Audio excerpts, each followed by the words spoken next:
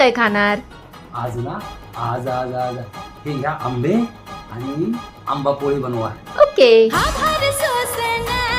जड झाले पिकावानी अंगात ज्वार भरले तुझ्या फिरतीचं पाच पाणी